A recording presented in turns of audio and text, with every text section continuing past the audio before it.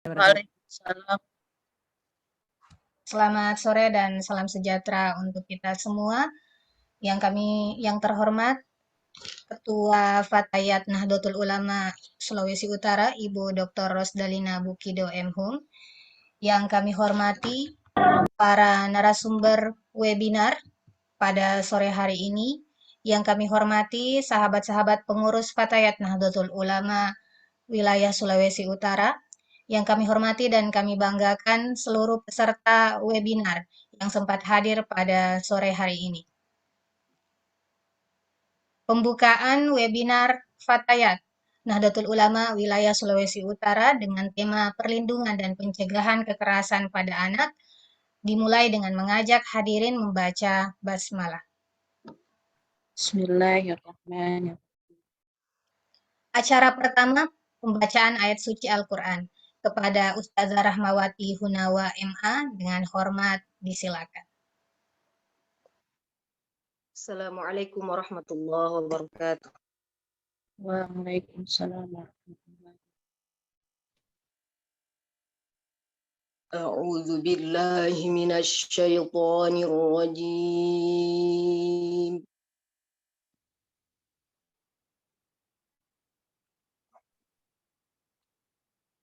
Bismillahirrahmanirrahim.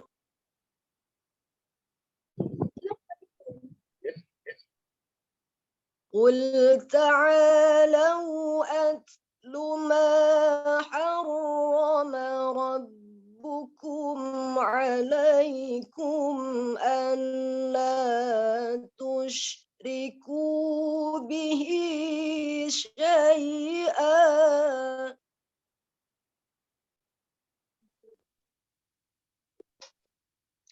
ألا تشركوا به شيئا وبالوالدين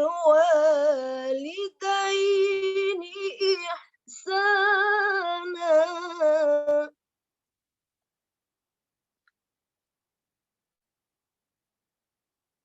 ولا تقتلوا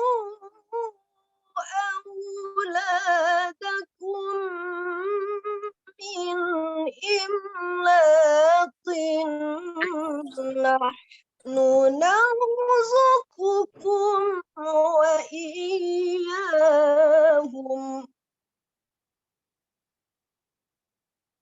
ولا تقربوا الفواحش ما ظهر منها وما بطن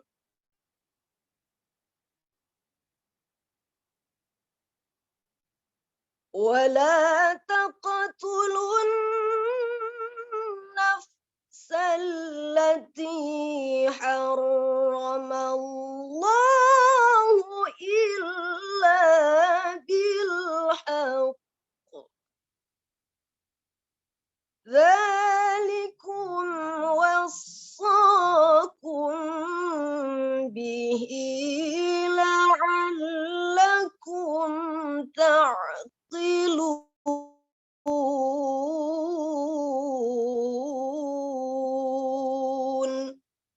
صدق الله العظيم. Assalamualaikum warahmatullahi wabarakatuh.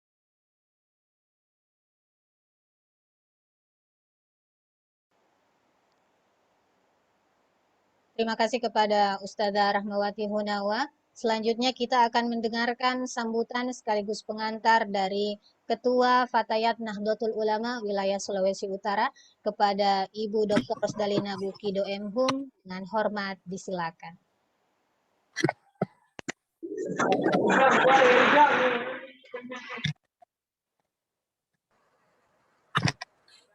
Terima kasih. Apakah suara saya kedengaran? Ya, soalnya hujan. Ya, kedengaran, Mem. Ya, baik. Bismillahirrahmanirrahim. Assalamualaikum warahmatullahi wabarakatuh. Waalaikumsalam warahmatullahi wabarakatuh. Alhamdulillah wa syukrulillah wa la hawla wa la quwata illa billahil aliyyil azim. Asyhadu an la ilaha illallah wahdahu la syarikalah wa asyhadu anna Muhammadan abduhu wa rasuluhu la nabiyya ba'da. Allahumma shalli ala sayyidina Muhammad wa ala ali sayyidina Muhammad. Pertama-tama mari kita bersyukur kepada Allah Subhanahu wa taala oleh karena pada puasa yang ke-13 di bulan suci Ramadan ini alhamdulillah kita bisa melaksanakan webinar yang dilakukan oleh PW Fatayat Subud dengan judul perlindungan dan pencegahan kekerasan pada anak. Salawat dan salam kita haturkan kepada junjungan kita Nabiullah Muhammad sallallahu alaihi wasallam. Insyaallah kita semua yang hadir pada kesempatan ini di akun Zoom kita bisa menjalankan apa yang telah diajarkan oleh beliau demi keselamatan kita di dunia wal akhirah. Pertama-tama saya menyampaikan terima kasih yang sebesar-besarnya kepada panitia pelaksana sahabat Nur Evira Anggra ini yang telah mengordinir kegiatan ini bisa terlaksana dengan baik, insya Allah mudah-mudahan tidak ada kendala. Kemudian kepada sahabat-sahabat dari bidang Nawa, ada sahabat Rahmah Nawa, ada sahabat Juliana Jamaluddin yang telah berkontribusi pada kegiatan kita pada hari ini. Jadi mohon maaf ini pas mulai ini hujan deras sekali di rumah. Jadi mungkin kalau suara memnya tidak terlalu terdengar, ya mohon dimaklumi. Nah, sahabat narasumber yang saya hormati, ada sahabat Emilia Mustari, dosen IAIN Parepare. Kemudian ada sahabat Nurlaila Isima dari IAIN Manado. Saya senang sekali bahwa dari yang pertama dari psikolog tentunya akan mengulas bagaimana sebenarnya perlindungan kekerasan terhadap anak. Kemudian nantinya dari hukum dari sahabat Nurlaila Isima akan memberikan gambaran bagaimana dari aspek hukum memberikan perlindungan hak-hak terhadap anak itu. Saya kira dua narasumber ini akan sangat memberikan dan berkompeten pada bidang keilmuan masing-masing. Semoga pada Harla Fatayat yang ke-72 ini memberikan kontribusi kepada kita semua sehingga Fatayat juga berkontribusi dalam hal bagaimana menciptakan generasi emas pada tahun 2045. Nah, generasi emas pada tahun 2045 itu sangat ditopang oleh bagaimana perkembangan anak. Bagaimana anak bisa berkontribusi, bagaimana anak bisa hidup tanpa disepelekan atau didiskriminasikan. Nah, oleh karena itu sangat tepat apa yang diangkat oleh panitia pelaksana tentang kekerasan atau perlindungan terhadap anak. Kemudian yang nantinya ini yang akan kita bahas pada sesi selanjutnya bukan hanya pada menjelang Harla Fatayat, tapi saya berharap dari bidang sosial dan budaya tetap melaksanakan tugas-tugas ataupun diskusi atau webinar yang kita memang konsennya pada perlindungan perempuan dan juga bagaimana perlindungan hak-hak anak. Oleh karena itu dengan ucapan Bismillahirrahmanirrahim, webinar Fatayat pada hari ini Jumat tanggal 13 Ramadan tahun 1443 Hijriah bersama-sama kita buka dengan melafazkan basmalah. Bismillahirrahmanirrahim. Terima kasih kepada semua sahabat-sahabat yang hadir pada webinar kali ini. Mohon maaf saya tidak bisa menyapa satu persatu, tapi saya berharap bahwa semua bisa mengikutinya dengan baik dan insya Allah dapat memberikan manfaat untuk kita semua, juga bisa memberikan manfaat untuk pengembangan Fatayat di wilayah Sulawesi Utara. Terima kasih kepada sahabat-sahabat yang dari PW yang sudah hadir dan berkontribusi melaksanakan kegiatan ini, kepada sahabat Nurlaila Isima dari bidang politik hukum dan politik hukum ya, dan mudah-mudahan insya Allah memberikan juga keberkahan bagi kita dan tetap eksis untuk pengembangan Fatayat di Sulawesi Utara. Kepada sahabat Emilia Mustari dari IAIN Parepare, saya alumni Parepare ya. Saya ini Parepare pada waktu itu tahun 2020. Tahun 2002 saya di Parepare. Alhamdulillah psikolog kita hadir pada kesempatan ini. Terima kasih saya sampaikan, insya Allah apa yang diberikan memberikan keberkahan untuk kita semua. Demikian juga sahabat-sahabat dari pengurus cabang di Sulawesi Utara, terima kasih sudah berkontribusi. Insya Allah pada tanggal 24 nanti puncak Harlah Fatayat kita akan sama-sama di kantor TW Nahdlatul Ulama dalam rangka buka puasa bersama dan merayakan hari lahirnya Fatayat yang ke-72. Terima kasih. Mohon maaf jika ada hal-hal yang kurang berkenan dan saya akhiri. Wallahul muwaffiq ila aqwamit thoriq. Wassalamualaikum warahmatullahi wabarakatuh. Assalamualaikum warahmatullahi wabarakatuh. Terima kasih kepada Ketua Fatayat Nahdlatul Ulama Sulawesi Utara. Selanjutnya kita akan memasuki sesi inti pada sore hari ini, yakni sesi webinar yang akan dipandu langsung oleh sahabat Nur Evira Anggraini Bahrain. Beliau adalah salah satu pengurus Fatayat Nahdlatul Ulama Sulawesi Utara dan juga sekaligus dosen psikologi di Institut Agama Islam Negeri Manado. Kepada sahabat Nur Evira Anggraini Bahrain dengan hormat disilakan. Baik, terima kasih Bu Yuliana Jamaluddin. Assalamualaikum warahmatullahi wabarakatuh. Ya, baik, terima kasih Memros atas kesempatan yang diberikan kepada saya. Baik, kita langsung saja. Jadi tema pada hari ini tentang perlindungan dan pencegahan kekerasan pada anak. Apalagi akhir-akhir ini kalau misalnya kita melihat berita, membaca, kemudian di media sosial begitu banyak kasus-kasus kekerasan kepada anak yang akhirnya menimbulkan trauma, kemudian menimbulkan efek-efek yang lainnya karena anak-anak ini mendapatkan kekerasan ataupun juga kejahatan.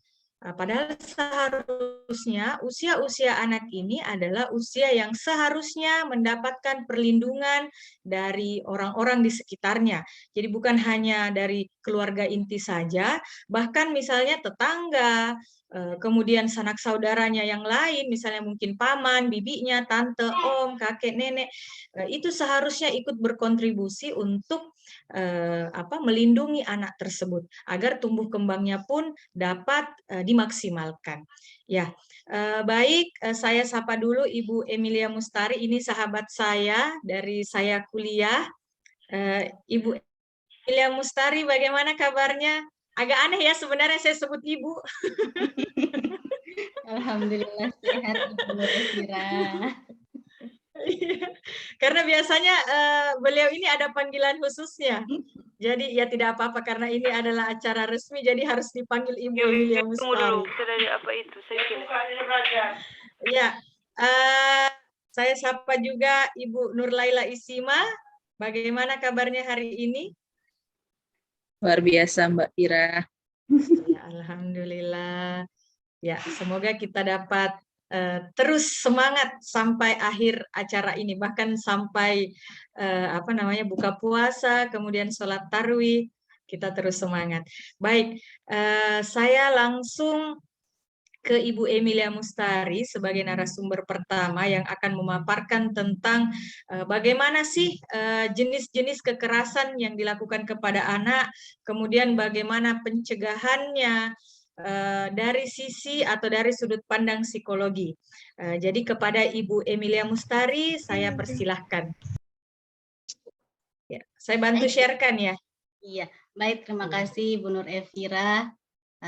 Terima kasih atas undangannya untuk webinar di Fatayat NU hari ini. Baik, saya mulai dulu. Bismillahirrahmanirrahim. Assalamualaikum warahmatullahi wabarakatuh.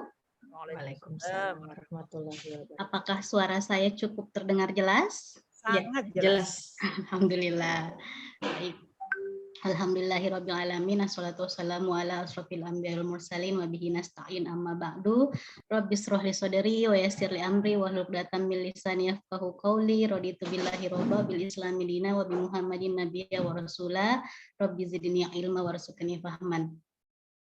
Baik, waktunya sangat baik ya untuk hari Jumat sore hari ini. insya Allah kita dicatat sebagai orang-orang yang menuntut ilmu, beribadah menuntut ilmu sehingga mendapat kebaikan beberapa derajat di sisi Allah Subhanahu wa taala. Baik, Ibu Nur Efira ini sahabat seperjuangan saya di psikologi.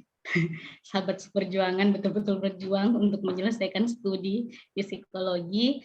Dan saya menyapa juga untuk Ibu Ketua Fatayat Wilayah Sulawesi Utara, Ibu Rosdalina Bukido. Dapat salam dari Ibu Nur Hamdah. Salam balik, salam balik. Barusan kami selesai rapat untuk jurnal Al-Maiyah, di mana Ibu juga menjadi sebagai reviewer, dan Ibu pemateri dari sisi hukumnya Ibu Nur Laila Istimah. Salam dan kepada seluruh peserta yang hadir di acara webinar sore hari ini, insya Allah kita belajar sama-sama melihat apa sih kekerasan, apa sih bentuk-bentuk kekerasan, dan bagaimana kekerasan itu bisa terjadi pada anak-anak. Baik, mungkin dari bisa dibantu share screen.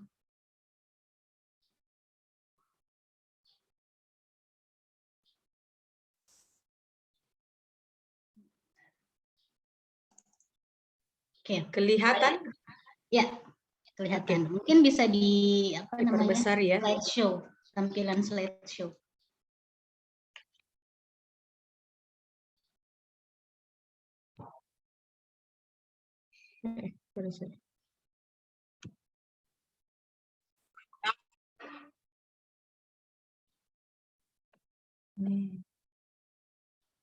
Agak yang di atas diperbesar. sepertinya. Iya. Gimana ini? Sorry, ini bukan laptop saya. Biasa terjadi. Itu yang sebelah kanannya kursor sepertinya Ibu Efira. Sebelah kanan kursornya tadi yang atas warna kuning. Yang atas ya. Oh iya ya, sorry. Oke. Iya. Silahkan Ibu. Oke, baik. Semoga saya tidak salah ya. Tadi sempat ada trouble sedikit di saya dalam membuat materi. Saya kurang menyimak dari apa yang disampaikan Ibu Efira, sehingga saya membuat materi tentang kekerasan seksual.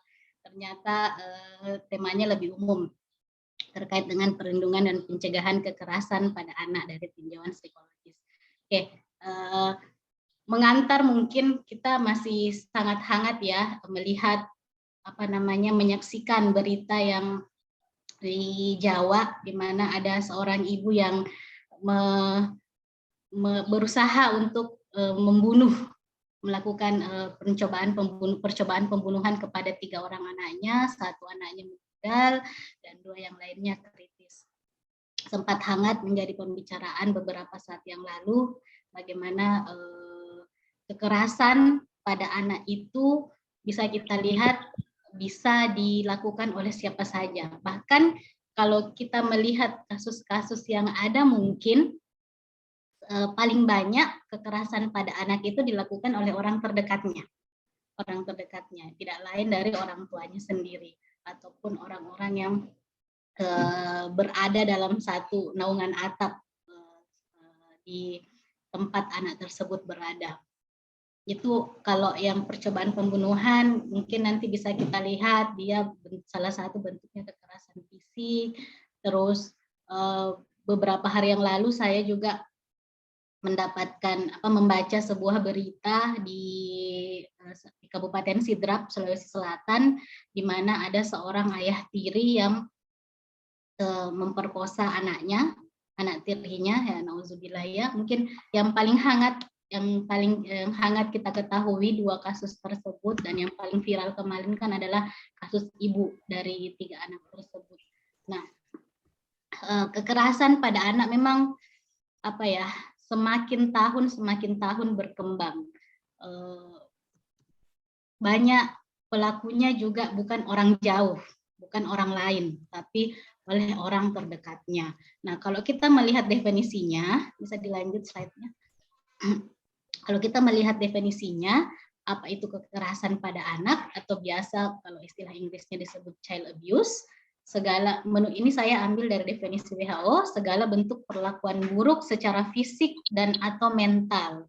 Jadi kekerasan ternyata tidak hanya fisik, tapi juga mental. Ya mungkin Bapak Ibu, sahabat-sahabat, kalau Fatayat menyebutnya sahabat-sahabat ya, saya mengikut sahabat-sahabat Fatayat di sini, mungkin sudah paham bahwa kekerasan itu ya bentuknya tidak sekedar fisik, tapi mental juga.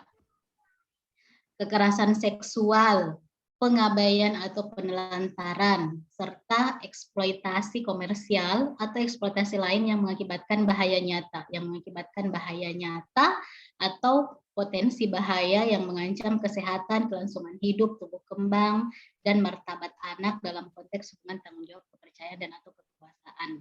Saya tidak membahas definisi dari segi hukum, nanti dibahas oleh pemateri selanjutnya. Nah, di sini kekerasan perlakuan, jadi perlakuan buruk secara fisik atau mental. Kalau perlakuan buruk mungkin bisa kita lihat di contohnya, dipukul lah, ditampar lah, dan sebagainya. Kalau mentalnya seperti apa? Ya dimarahi, diancam, dicaci maki, dan lain-lain seperti itu. Intinya adalah perlakuan buruk, di mana kalau buruk saya rasa semua orang akan bersepakat. Apa sih definisi buruk itu? Apa definisi buruk sehingga membuat kerugian kepada korbannya, dan kerugiannya ini tidak akan bersifat jangka panjang, tidak hanya pada saat itu ya. Kalau mungkin ditampar ya muncul merah di pipinya pada saat itu, beberapa saat kemudian bisa sembuh, tapi luka batin yang dirasakan oleh anak itu akan menetap jika tidak didampingi dengan proses-proses pendampingan psikologis, pemaafan, dan lain-lain. Jadi kekerasan ini memang sifatnya saling terhubung. Kalau anak mendapatkan kekerasan fisik, ya emosinya juga akan ikut. Kekerasan emosional, tertekan, akan terganggu secara fisik juga, bisa berdampak pada stunting dan lain-lain. Selanjutnya, nah, ini saya ambil dari Tirto, mengenal jenis kekerasan terhadap anak dan remaja. Bentuk-bentuknya kalau di Tirto cuman menuliskan 3, tapi kalau secara definisi WHO itu ada 4, termasuk kekerasan sosial dan penelantaran. Kekerasan emosional bentuknya dihina, direndahkan fisik, ditendang, dipukul, dicekik, dibekap, diancam, diserang, bahkan terjadi pembunuhan ya, kayak kemarin kasusnya. Terus kekerasan seksual, nah kekerasan seksual ini juga butuh seminar tersendiri. Banyak sekali jenisnya, pola terjadinya kekerasan tidak sesederhana yang kita lihat selama ini, ada faktor internal dan eksternalnya, dan lain-lain. Bisa dilanjut mungkin. Nah, kekerasan fisik, penyiksaan, pemukulan, dan penganiayaan terhadap anak dengan atau tanpa menggunakan benda-benda tertentu yang menimbulkan luka-luka fisik atau kematian pada anak. Kalau menggunakan benda, ya misalnya dipukul, ini contohnya pakai pinggang, dilemparkan sesuatu. Kalau dia tidak menggunakan benda, digigit, dibenturkan, dicakar, dijewer, diancam dengan benda tajam, didorong, dipukul, ditunjuk. Nah, itu semua bentuk-bentuk kekerasan. Mungkin kita bisa berkaca, sepertinya kebanyakan di sini juga sudah memiliki anak atau memiliki anak, usia anak di rumahnya. Nah, apakah kita pernah melakukan hal-hal seperti ini? Nauzubillah ya, semoga tidak pernah. Kekerasan fisik ini sangat identik dengan pendisiplinan. Nanti ada di slide saya, apakah pendisiplinan itu harus selalu dengan kekerasan? Nanti di slide berikutnya. Nah, selanjutnya ada kekerasan psikis. Kekerasan psikis boleh dilanjut.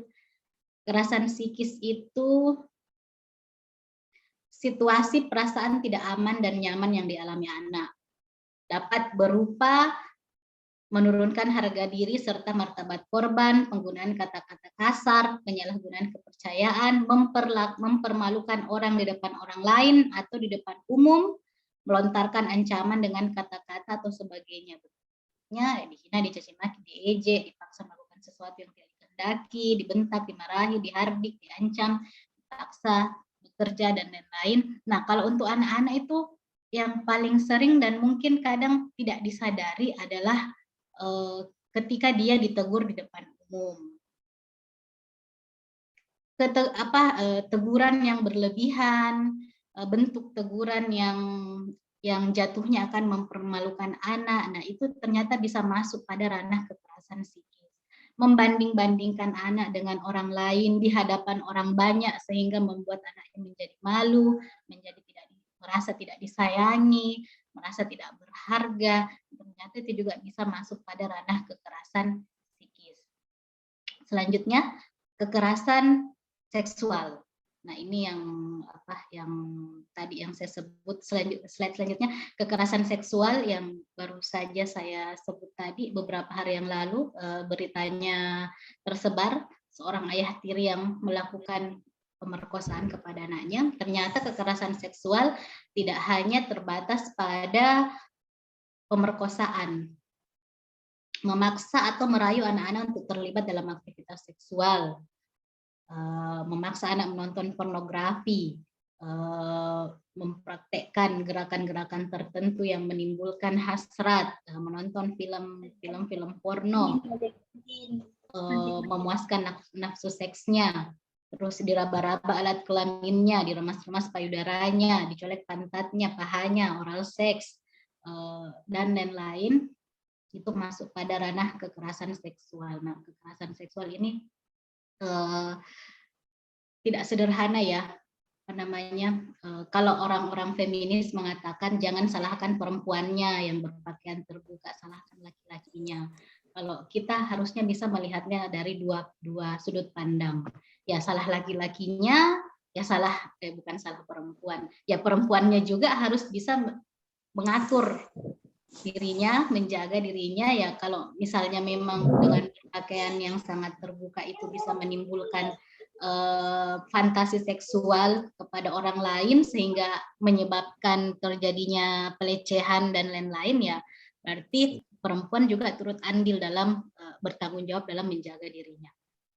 Selanjutnya, kekerasan sosial. Slide selanjutnya, kekerasan sosial atau biasa disebut penelantaran dan eksploitasi anak. Penelantaran anak adalah sikap dan perlakuan orang tua yang tidak memberikan perhatian yang layak terhadap proses tumbuh kembang anak. Dikucilkan, diasingkan dari keluarga, atau tidak diberikan pendidikan dan perawatan kesehatan yang layak. Ini juga banyak sebenarnya yang kadang tidak disadari. Mohon maaf untuk orang tua misalnya yang sibuk bekerja dari pagi sampai sore, dalam satu harian itu tidak bertanya bagaimana kondisi anaknya, misalnya anaknya dititipkan ke orang lain atau bahkan tidak dititipkan di orang lain, disimpan di rumah saja, diberikan HP saja, kemudian tidak ditanyakan bagaimana makannya dan sebagainya. Nah, ternyata itu bisa masuk pada ranah kekerasan sosial atau penelantaran. Nah, kalau eksploitasi anak ya jelas bentuknya memaksa anak untuk mencari uang, anak di bawah umur, mempekerjakan anak di bawah umur, dan lain-lain. Oke, selanjutnya. Ini rangkuman dari empat bentuk kekerasan yang harus kita ketahui bersama. Ya, Bapak Ibu mungkin sudah paham, tapi kita merefresh kembali bahwa kekerasan itu ada 4 jenis, apa saja bentuknya, fisik, emosional, seksual, dan sosial, penelantaran, sehingga kita bisa lebih aware untuk tidak menjadi pelaku kekerasan kepada anak sendiri bagi yang punya anak atau kepada orang-orang terdekat kita. Lanjut. Ini bentuk-bentuk, ternyata kekerasan itu punya tahapannya juga, bentuk-bentuk kekerasan pada setiap fase anak. Jadi dari pralahir sampai remaja, bentuk-bentuknya bisa kita lihat. Aborsi itu sudah masuk bentuk kekerasan pada anak. kekerasan ketika ibunya sedang hamil, pemukulan fisik yang akan berisiko pada janin itu sudah masuk bentuk kekerasan. Bayi, pembunuhan bayi, dibuang, penelantaran, banyak kan ya kita dengar berita-berita di mana ibu yang tidak menginginkan kelahiran bayinya menelantarkan anaknya dengan membuang ke sumur, membuang ke sungai, menitipkan di depan panti asuhan dan lain-lain. Terus kekerasan pada anak, memaksa anak untuk menikah di bawah usia 17 tahun, pernikahan dini, kekerasan alat genital, incest ini paling banyak di usia anak, kekerasan seksual. Terus di remaja juga, ini anak dan remaja hampir setahap bentuk-bentuk kekerasan yang dialami, pemerkosaan, incest. Incest itu adalah hubungan badan dengan kerabat yang masih ada hubungan darah, pelecehan seksual di lingkungan sosial, dijadikan wanita penghibur dan kehamilan paksa. Ini juga apa namanya, tidak, meskipun mungkin di sekitar kita sangat jarang ya, tapi banyak kasusnya seperti ini, apalagi daerah-daerah dekat pelabuhan itu kasusnya lumayan banyak di sini. Lanjut. Nah, apa yang terjadi jika anak-anak terbiasa dengan kekerasan di rumah? Kenapa saya menuliskan di rumah? Karena anak kan hidup ya, masih di bawah tanggung jawab orang tuanya. Kecuali anak jalanan yang tidak punya orang tua yang hidup di jalan, tapi mayoritas adalah anak-anak yang tumbuh dan melakukan segala aktivitasnya dalam rumah. Kalau anak yatim yang dititip di panti asuhan juga berada dalam pengasuhan rumah. Nah, apa yang terjadi? Melawan ke siapa? Ke siapa saja orang dewasa di sekitarnya, termasuk orang tuanya. Ada anak yang kemudian berkembang menjadi anak yang cuek, suka mengabaikan siapa saja di sekitarnya, termasuk mengabaikan aturan-aturan yang berlaku di sekitarnya, membolos, membangkang ke guru, balapan liar, ya bisa jadi anak-anak yang terjerat dalam kasus-kasus kenakalan remaja punya riwayat kekerasan di dalam rumahnya.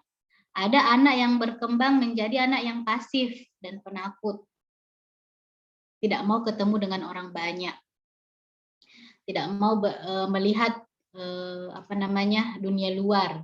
Maksudnya dunia luar, tidak mau bergaul dengan teman-temannya karena ada perasaan takut dibully, trauma dengan kekerasan yang dialami, misalnya menimbulkan luka fisik sehingga dia malu ketika bertemu dengan temannya, apalagi misalnya dia korban kekerasan seksual dan diketahui oleh orang banyak, sampai ada yang tetangga mungkin ada yang kasihan Muna dikasih begini, mungkin si tetangganya mungkin merasa kasihan, tapi ternyata ucapan perasaan kasihan di depan banyak orang itu ternyata bisa menambah perasaan traumatis dari anak tersebut yang menimbulkan kembali kekerasan pada anak, kekerasan verbal atau kekerasan psikis. Lanjut. Nah, ini stigma yang paling banyak yang kita dapatkan, bahwa kenapa orang tua melakukan kekerasan, kenapa ada pihak pendidik melakukan kekerasan, alasannya adalah ingin mendisiplinkan anak. Betulkah mendisiplinkan anak itu selesai ketika kita melakukan kekerasan kepada anak? Ternyata tidak demikian. Mendisiplinkan tidak selalu sejalan dengan berperilaku keras. Mendisiplinkan dengan hukuman dan ancaman, sogokan, apakah otomatis akan menghasilkan anak yang menjadi patuh? Tidak selamanya demikian. Meskipun mereka patuh, tapi kepatuhan terhadap apa? Kepatuhan terhadap siapa?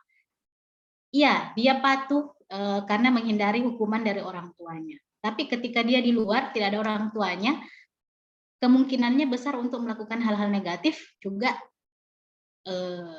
potensinya besar. Jadi stigma yang harus kita ubah bahwa ketika kita melakukan kekerasan pada anak, ini yang menjadi pewajaran karena orang tua ingin mendisiplinkan anaknya. Nah, untuk saat ini kita banyak dibatasi, termasuk undang-undang ya, kekerasan terhadap anak, kekerasan di bawah umur itu kita sudah banyak dibatasi. Tidak lagi menjadi wajar, tidak lagi menjadi suatu yang dibolehkan ketika alasan melakukan kekerasan kepada anak adalah dengan mendisiplinkan. Apalagi kekerasannya dilakukan yang kekerasan fisik yang dilakukan misalnya memukul pakai tali pinggang atau ikat pinggang, melempar dengan benda-benda yang ada di rumah, memukul wajah dan sebagainya. Karena kalau di dalam Islam kita kan belajar ketika mendisiplinkan anak, misalnya sholat ya umur 10 tahun anak tidak sholat itu bisa dipukul, tapi ternyata dalam Islam ada aturan-aturannya. Pukulnya boleh di wilayah mana saja, wilayah pantat yang tidak menimbulkan rasa sakit yang berlebihan. Pemukulannya ketika sudah dibiasakan sejak 7 tahun tapi sampai 10 tahun belum mampu melakukan belum mau melakukan sholat. Nah, ada persyaratan-persyaratan sehingga di dalam Islam diperbolehkan untuk memukul anak. Itu juga menjadi menjadi insight dari kita bahwa tidak selamanya melakukan kekerasan itu akan membuat anak lebih disiplin. Lanjut, ini selanjutnya adalah faktor-faktor penyebab terjadinya kekerasan, atau ini juga bisa menjelaskan tentang pola terjadinya kekerasan pada anak. Yang pertama tadi stigma tentang kedisiplinan sudah saya jelaskan. Kemudian kondisi anak. Kondisi anak misalnya kebutuhan khusus. Nah, anak-anak yang dilahirkan dengan kebutuhan khusus itu kan kondisinya beda. Orang tua yang mungkin penerimaan kepada anaknya belum sepenuhnya, terus tidak bisa memahami kondisi anaknya, kondisi kebutuhan khusus anaknya, tidak mencari tahu lebih banyak bagaimana perlakuan kepada anak-anak dengan kondisi kebutuhan khusus ini akan sangat memungkinkan bagi orang tua untuk melakukan kekerasan. Mungkin penelantaran, misalnya ada anak karena orang tuanya malu dengan kondisi kebutuhan khususnya sehingga dipasung. Atau anak karena orang tuanya tidak tahu apa sih maunya sebenarnya nih anak, sehingga orang tuanya melakukan kekerasan, pemukulan untuk menghentikan tangis anaknya. Terus kehamilan yang tidak diinginkan. Ada kan kadang orang tua yang sudah punya beberapa anak kemudian hamil lagi terus merasa aduh kesundulan, aduh bikin malu ini anak. Itu tidak boleh disepelekan ya. Perasaan-perasaan itu yang dimiliki seorang ibu hamil itu secara psikologis akan mempengaruhi kondisi anaknya di dalam janin. Nanti setelah dilahirkan, apakah anaknya menjadi pemalu, apakah anaknya memiliki kedekatan yang tidak nyaman dengan orang tuanya, dan sebagainya. Atau karena kehamilan tidak diinginkan ini membuat orang tuanya sering marah-marah, termasuk kondisi hamil di luar nikah. Malu, sehingga orang tuanya sering marah-marah kepada anaknya dan merasa berhak untuk melakukan kekerasan kepada anaknya. Kondisi ekonomi yang paling banyak kita dengar, kesulitan ekonomi, kondisi keuangan yang di bawah garis kemiskinan yang paling banyak kita lihat kasusnya dilaporkan. Broken home, orang tuanya bercerai, bapak ibunya bertengkar, kemudian anak menjadi korban juga, ikut dimarahi, ikut kemudian kamu pilih mana, ayahmu atau ibumu? Anak yang ikut ibunya dicekoki untuk membenci ayahnya, sebaliknya anak yang ikut ayahnya dicekoki untuk membenci ibunya, seperti itu. Atau broken home di mana orang tua kemudian menikah kembali, ternyata ayah tirinya adalah pelaku kekerasan. Ya kayak yang kasus di Sidrap itu, ayah tirinya kemudian memperkosa anak tirinya. ketidakmatangan psikologis dari pihak orang tua, tidak bertanggung jawab, tidak mandiri, kestabilan emosional tidak bagus. Jadi sedikit-sedikit ketika merasa terganggu oleh anaknya, mudah meledak dan mudah melakukan kekerasan pada anak. Ada yang mengalami luka pengasuhan karena orang tuanya dulu melakukan kekerasan, jadi dia tidak pernah mendapatkan bagaimana caranya mengasuh anak dengan secara positif, dengan kasih sayang, sehingga yang ada di di pikirannya, pengalamannya adalah pengasuhan dengan kekerasan, kemudian itu dibawa lagi ke anaknya. Terus gangguan mental salah satu atau kedua orang tuanya. Kalau kita lihat kasus dari ibu yang mencoba membunuh 3 anaknya tersebut, saya rasa setiap orang bisa melihat ya bagaimana kondisi ibunya ketika diwawancara. Saya berbicara secara umum ya, tidak khusus pada kasus tersebut, karena ada penanganan psikologisnya berbeda. Maksudnya ketika ada kondisi di mana ibunya merasa tertekan secara emosional, stres yang berkepanjangan sampai mulai merasa depresi. Nah, itu kontak realitasnya dengan sekitarnya itu sudah mulai berkurang. Artinya anak-anak bisa jadi tidak dianggapnya lagi sebagai anaknya.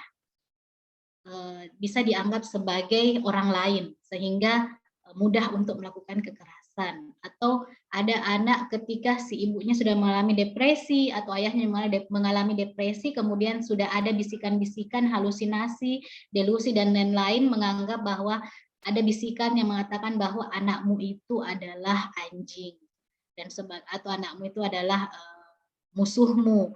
Itu kalau orang yang mengalami halusinasi ya biasa terjadi seperti itu, sehingga mereka membunuh, kemudian melakukan kekerasan, bahkan membunuh anaknya. Terus kondisi lingkungan sosial yang buruk, hidup di lingkungan sosial yang terbiasa dengan kekerasan, di mana-mana di setiap rumah bisa didengarkan sahutan kebun binatang. Maksudnya adalah dengan mudahnya mengucapkan kepada anaknya, kamu anak anjing, anak ini, ada anak setan dan sebagainya. Nauzubillah. Nah, sehingga kekerasan menjadi hal yang wajar, tapi itu menabung peluang munculnya pelaku kekerasan di kemudian hari nanti, atau menabung peluang munculnya perasaan traumatis pada anak. Dan faktor sosial budaya lainnya, ada beberapa daerah yang budaya patriarkisnya masih kuat, di mana ketika titahnya bapak adalah titah raja yang tidak bisa ditolerir, apapun yang diucapkan ayah maupun kekerasan yang dilakukan oleh ayahnya itu adalah hal yang wajar. Nah, ini yang menjadikan kekerasan juga menjadi hal yang wajar. Lanjut. Nah, bagaimana mencegah kekerasan terhadap anak ini, karena waktunya singkat, semoga waktu saya masih ada sedikit lagi. Pencegahan kekerasan terhadap anak. Di sini gambarnya saya sengaja memasang ada tulisan anak adalah anugerah. Jadi pandangan pertama kita, yang pertama yang bisa kita lakukan, karena ini saya berbicara konteksnya rumah dan sebagai orang dewasa ataupun sebagai orang tua, yang harus kita benahi pertama kali adalah bagaimana pandangan kita terhadap anak. Memandang anak sebagai manusia seutuhnya. Bukan kayak di gambar sebelumnya tadi ada yang ayam adol menganggap anak sebagai boneka sehingga boleh diperlakukan apa saja dari orang tuanya atau orang dewasa di sekitarnya, kemudian menganggap anak adalah milik orang tuanya sehingga dia berhak melakukan apapun kepada anaknya. Itu harus dibenahi bahwa anak adalah manusia seutuhnya. Mereka punya perasaan, mereka punya hak, mereka punya kewajiban, mereka punya hak untuk dihargai, perasaan yang harus dijaga, apalagi orang tua yang sangat yang dengan sengaja mengundang kehadiran anak di dalam rumahnya. yang dengan sengaja mengundang kehadiran anak di dalam rumahnya, sehingga anak itu dipandang sebagai manusia. Dengan memandang anak sebagai manusia, dengan memandang anak sebagai orang yang sengaja diundang di dalam kehidupan keluarga tersebut, sehingga pandangan terhadap anak itu diupayakan akan menjadi lebih positif karena ada tanggung jawabnya sebagai orang tua yang akan dipertanggungjawabkan kepada Allah Subhanahu wa taala sebagai ibadahnya sebagai orang tua dalam mengasuh anak dan sebagainya. Kemudian penerimaan dan attachment. Penerimaan ini juga ya, apalagi pada kasus-kasus anak berkebutuhan khusus, anak yang berkebutuhan khusus dari segi mental dan dari segi fisik ya, cacat fisik dan sebagainya. Orang tua yang menerima dengan sepenuhnya anaknya itu kemungkinan besar untuk melakukan kekerasan kepada anaknya lebih sedikit dibandingkan anak yang tidak menerima secara holistik anaknya.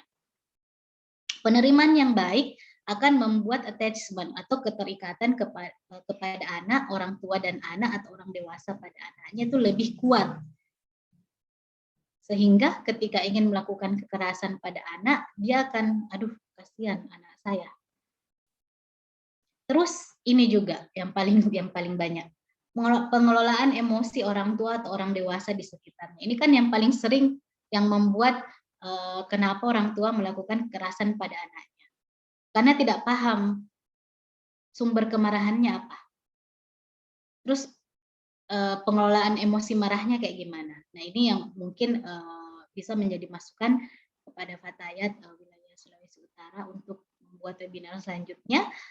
Bagaimana mengajarkan pengelolaan emosi khususnya anger management, manajemen marah kepada semua orang dewasa termasuk orang tua. Karena memahami sumber kemarahan dan mengelola rasa marah ini akan mencegah orang tua melakukan kekerasan kepada anaknya. Tidak mudah, tapi bisa. Sulit, tapi bisa. Pengelolaan emosi ini. Karena emosi-emosi tadi yang saya bilang, emosi-emosi negatif, mungkin marah dengan suaminya, marah dengan istrinya, tapi karena tidak bisa marah kepada suaminya sehingga dilampiaskan kepada anak. Marah kepada rekan kerja, marah kepada atasan di kantor, tidak bisa marah balik kepada bosnya. Yang dimarahi adalah anaknya karena relasi kuasa. Anak dianggap miliknya, anaknya tidak dianggap memiliki kekuasaan yang lebih besar dari dia sehingga bebas diapa-apakan. Terus yang ini, ketiga hal ini tentunya akan bermuara pada hal yang keempat, pola asuh orang tua. Bagaimana mereka mendidik dan membesarkan anaknya. Yang sekarang dikembangkan oleh DP3A, modulnya ada, silakan diakses di webnya DP3A Kementerian Kemen-PPA maksud saya. Di situ ada modul tentang pengasuhan positif yang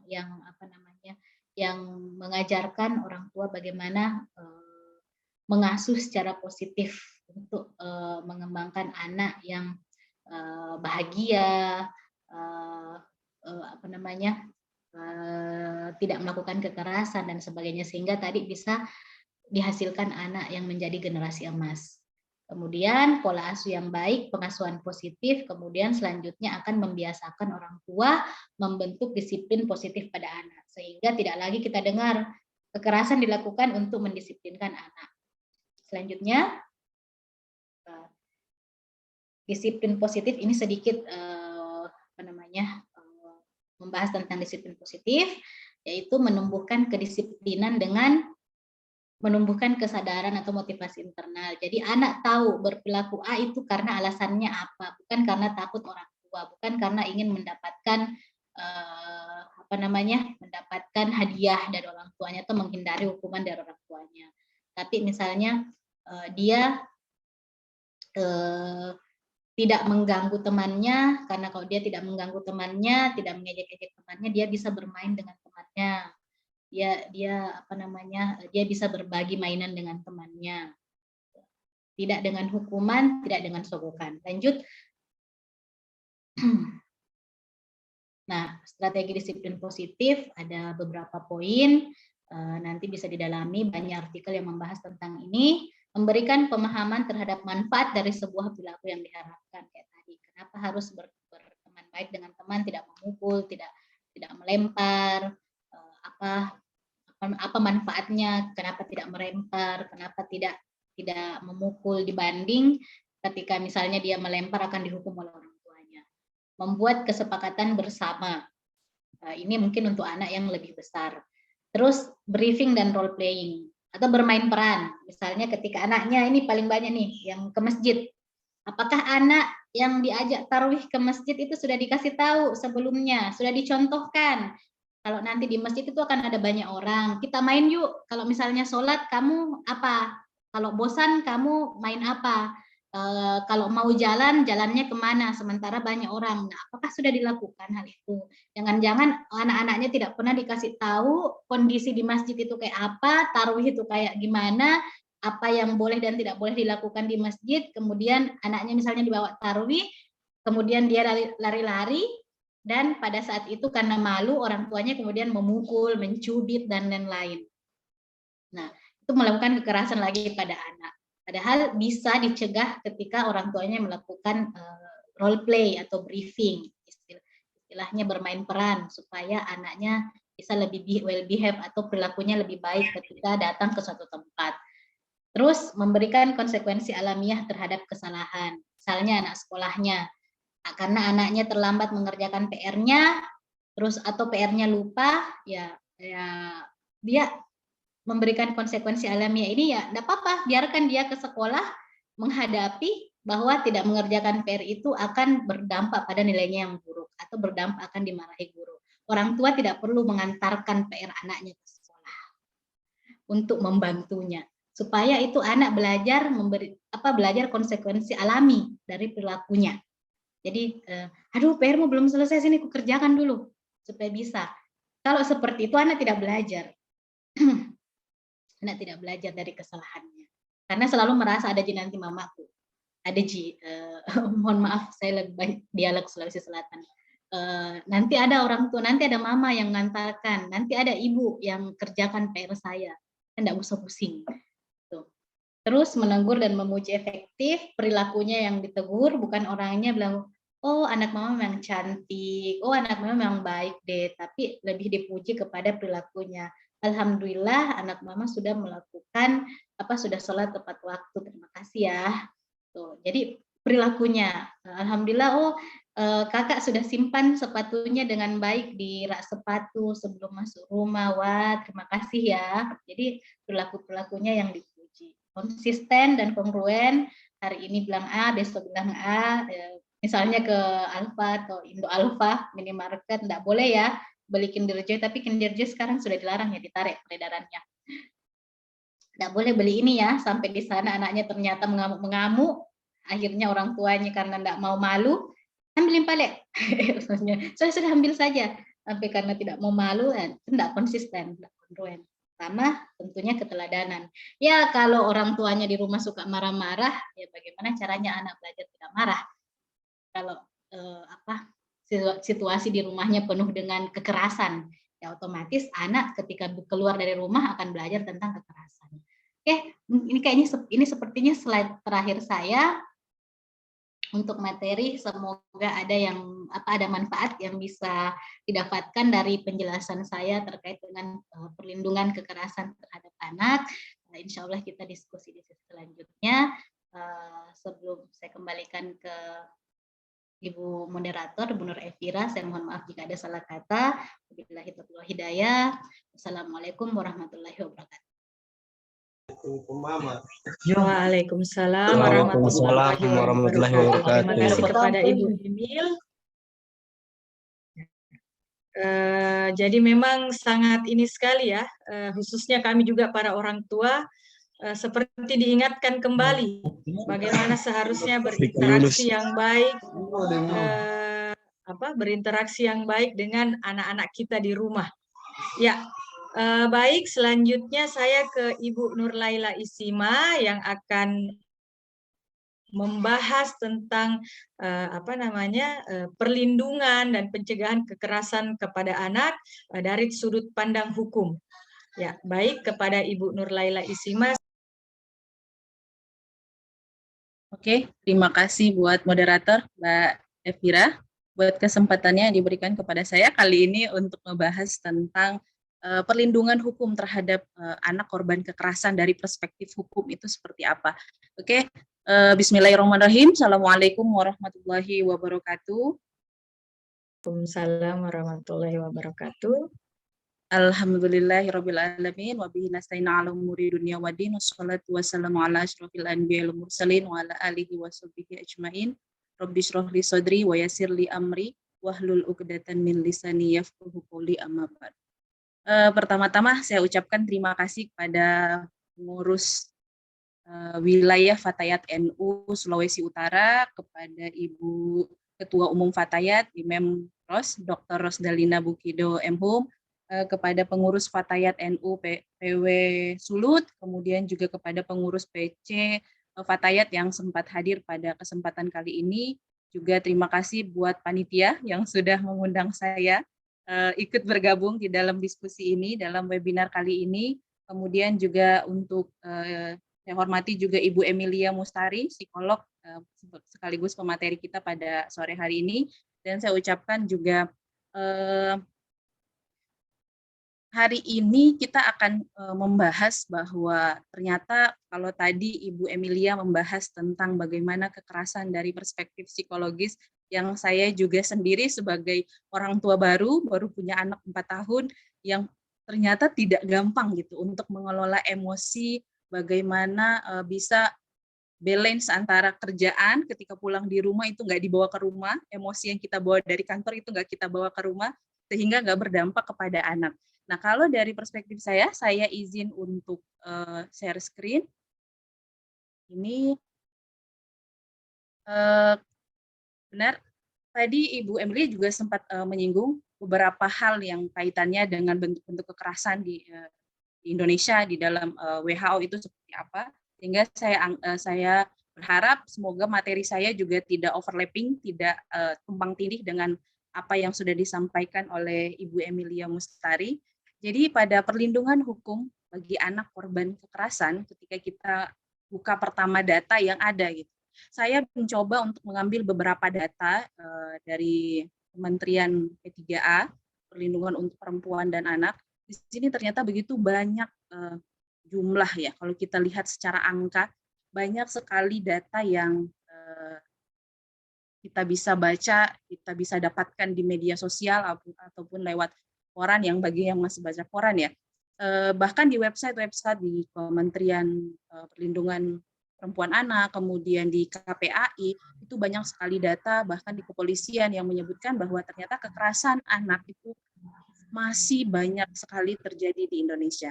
Ini ada data bahwa anak yang paling banyak dilaporkan sebagai korban kekerasan itu paling banyak emang rentan usianya, kalau kita lihat di sini adalah usia anak SMA atau anak usia sederajat 13 sampai 17 tahun. Itu dari angka 3.122. Sedangkan untuk di bawahnya itu 6 sampai 12 tahun itu ada sekitar 1.600-an. Anak di bawah usia 0 sampai 5 tahun itu ada sekitar 665 kasus kekerasan yang dialami oleh korbannya, dalam hal ini adalah anak. Nah, kalau kita lihat data ini, saya yakin kekerasan terhadap anak ini itu seperti gunung es. Yang kita lihat sekarang data yang banyak itu, saya yakin di bawahnya itu masih banyak, karena banyak sekali alasan bagi korban dalam hal ini ataupun orang tua korban itu enggan untuk mencari perlindungan secara hukum. Nah, selain itu juga bisa dilihat seperti yang disinggung sama Ibu Emilia bahwa kekerasan terhadap anak, ini saya dari tadi bahas menyebutkan kekerasan seksual karena euforia Undang-Undang Tindak Pidana Kekerasan Seksual sudah disahkan oleh DPR, akan masuk menjadi undang-undang RUU-nya. Jadi euforia ini kekerasan seksual ini dari tadi keulang-ulang terus. Jadi kalau kita lihat memang kekerasan terhadap anak itu memang hubungannya adalah paling banyak pelakunya adalah orang terdekat. Orang terdekat bisa dari lingkup rumah tangga, orang tua, paman gitu, tetangga gitu. Memang paling banyak kasus, bahkan untuk kekerasan seksual yang saya dapatkan datanya, ternyata kekerasan seksual paling banyak itu dilakukan oleh tetangga. Itu yang paling banyak. Bahkan kejadian-kejadian yang lumayan viral itu ternyata memang dari lingkup terdekat kita. Sehingga memang dapat disimpulkan bahwa kekerasan terhadap anak ini emang nyambung dengan tadi adalah kekerasan berhubungan dengan relasi kekuasaan, yang dimana secara ekonomi, secara hubungan di dalam sosial, di dalam masyarakat, anak itu dianggap dianggap tidak ada, gitu, tidak punya kemampuan secara ekonomi, tidak punya kemampuan secara sosial gitu di dalam lingkungan masyarakat. Sehingga kenapa tadi bahwa kekerasan terhadap anak ini hubungannya dengan relasi kekuasaan. Kemudian juga kita bisa melihat bahwa jenis kekerasan tadi juga beberapa kekerasan yang sudah disinggung oleh Ibu Emilia, bahwa ternyata pelaku kekerasan anak itu paling banyak didominasi oleh laki-laki. Jadi pelaku laki-laki itu sangat banyak, sedangkan untuk dibanding ya, kalau kita lihat presentasi paling banyak itu dilakukan oleh laki-laki. Dan sisanya adalah 814 pelaku adalah pelaku perempuan. Ini data yang saya dapatkan dari Kementerian P3A. Nah, di KPAI juga ini beberapa banyak kasus gitu, sehingga dapat disimpulkan bahwa kekerasan terhadap anak saat ini merupakan sudah masuk di dalam Indonesia Darurat Kekerasan Anak. Memang tingkat kekerasan terhadap anak itu yang tadi seperti gunung es, yang terlihat pucuknya aja gitu, tapi ternyata di dalamnya, di bawahnya itu banyak sekali kekerasan yang tidak mungkin banyak faktor yang sehingga tidak bisa muncul di permukaan. Nah, sebelum kita bahas lebih lanjut tentang perlindungan hukum terhadap anak, saya ingin sedikit memberikan gambaran bahwa ternyata di Indonesia itu lewat Undang-Undang Perlindungan Anak, ada Undang-Undang Nomor 23 Tahun 2002, kemudian sudah ada perubahan parsialnya lewat Undang-Undang Nomor 35 Tahun 2014, perubahan terkait dengan 23 Tahun 2002. Ini kemudian menerjemahkan makna anak. Kalau kita melihat anak di beberapa versi undang-undang itu akan berbeda-beda. Saya ambil dari perlindungan anak, bahwa anak dikategorikan anak adalah seseorang yang belum berusia 18 tahun. Termasuk anak yang masih dalam kandungan. Jadi inilah interval yang diberikan oleh undang-undang, bahwa usia anak itu adalah anak yang dari kandungan sampai anak itu belum berusia 18 tahun. Sehingga ada juga turunan dari undang-undang ini, misalnya Undang-Undang Sistem Peradilan Pidana Anak, mengkategorikan anak yang berhadapan dengan hukum, di dalamnya juga ada anak sebagai pelaku kekerasan, pelaku kejahatan, ada anak sebagai korban. Nah, kita lihat bahwa ternyata di dalam undang-undang ini kemudian menerjemahkan apa yang dimaksud dengan perlindungan anak.